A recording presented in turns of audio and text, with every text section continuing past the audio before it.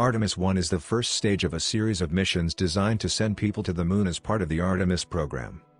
NASA's Space Launch System (SLS) rocket will launch an unmanned deep space exploration system, the Orion spacecraft, into lunar orbit and back to test the module itself, the SLS rocket, as well as ground systems at the Kennedy Space Center, laying the foundations for subsequent missions under the Artemis program.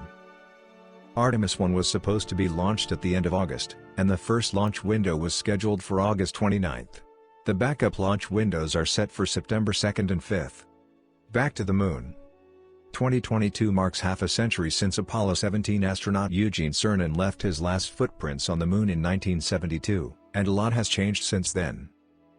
In the same year, the first scientific handheld calculator was released. Today we carry more computing power in our pocket than the one that allowed us to take the Apollo astronauts to the Moon and back. Now, finally, humanity is going to leave low Earth orbit, LEO, again. So far, only 24 astronauts have accomplished this feat, and they are all white. Soon, the first female astronaut and the first black astronaut will join the illustrious lists of people who have visited the surface of the Moon. This is all thanks to the Artemis program, NASA's plan to explore the lunar surface. By 2025, we will be able to see astronauts walking on the lunar surface again, and this time in much higher quality. But in order to implement this step, a completely new startup system and a little practice are required. Artemis 1 will go into lunar orbit without a crew. The new Mega Raketa, SLS, will send the Orion capsule on a roughly 4-week journey around the Moon. If everything goes according to plan, the Artemis 2 mission will follow in 2024, which will send astronauts into lunar orbit and then return them back. Artemis 3 will deliver astronauts to the Moon, in an area located near the south pole of the Moon, using the SpaceX Starship. This landmark mission is scheduled for 2025 or 2026. Artemis 1's flight to the Moon. 2 huge solid-fuel rocket boosters and a main stage filled with 733,000 gallons, 2.8 million liters, of fuel will launch Orion through the Earth's atmosphere into orbit. Then the upper stage of the SLS, known as the Intermediate Cryogenic Propulsion Stage, ICPS, will launch to send Orion to the Moon. After launching ICPS, he has another task, to deploy 10 tiny CubeSats. These small spacecraft include the BioSentinel mission, which will deliver yeast samples beyond the LEO. The idea is to study radiation levels and their effects on living organisms, which will provide key information on how to ensure the safety of astronauts during their future flights in space. After separation from ICPS, Orion will be powered by a European service module built by the European Space Agency, ESA. The service module will also provide supplies for the future crew, including water and oxygen. The flight of Artemis 1 will last from 26 to 42 days. It will take 1 to 2 weeks to get to the Moon, where Orion will fly close to the lunar surface and, using the resulting gravitational push, will enter the so-called distant retrograde orbit. Retrograde means that it will rotate around the Moon in the opposite direction to that in which the Moon rotates. Orion will remain in this orbit for 6 to 19 days. Then he will make another gravitational maneuver that will help ensure his 19-day journey back to Earth. Record holder. Even without a crew, Artemis 1 will become a record holder. According to NASA, Orion will stay in space longer than any spacecraft for astronauts without docking with the space station. The Orion module will reach a temperature of 2,760 degrees Celsius during atmospheric entry. So what is the difference between the new Orion service module and the lunar modules that sent the Apollo astronauts to the Moon? The engine is pretty much the same, it's comparable to the engines of the Apollo era. Nevertheless, half a century of technological progress has led to other successes. For example, the solar panels used in the mission have improved significantly. Computing power is another important improvement. It is known that the Apollo astronauts flew to the Moon with less computing power than a modern smartphone. This meant a lot of manual work for the crew. This time, the spacecraft's powerful computers can do most of the complex work. Now researchers can program much more complex operations. The crew should not directly interfere in every minute detail. Artemis 1 and its crew. Although Artemis 1 is an unmanned mission, it still boasts an impressive crew. The commander's place will be taken by a mannequin commander Munikin Campos, dressed in the Orion Crew Survival System, a special suit designed to protect against radiation. 2 radiation sensors will monitor the radiation level during the flight. Munikin Campos is named after electrical engineer Arturo Campos, who played a key role in the safe return of the Apollo 13 mission to Earth. Campos will be joined by 2 female astronauts who will occupy other seats on the Orion. One of the mannequins, Zohar, will wear a radiation protective vest called STEMRAD.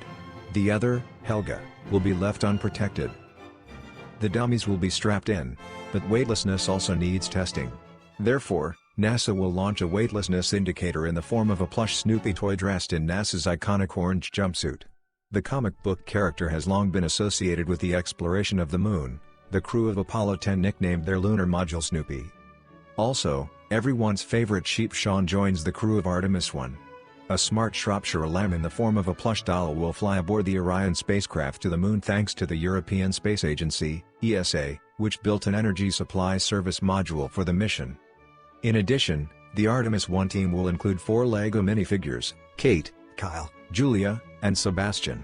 The toy flight is part of NASA's Build to Launch STEAM Exploration Series project, which includes 10 weeks of digital content about space and related topics on STEAM, science, technology, engineering, art and mathematics. What's next?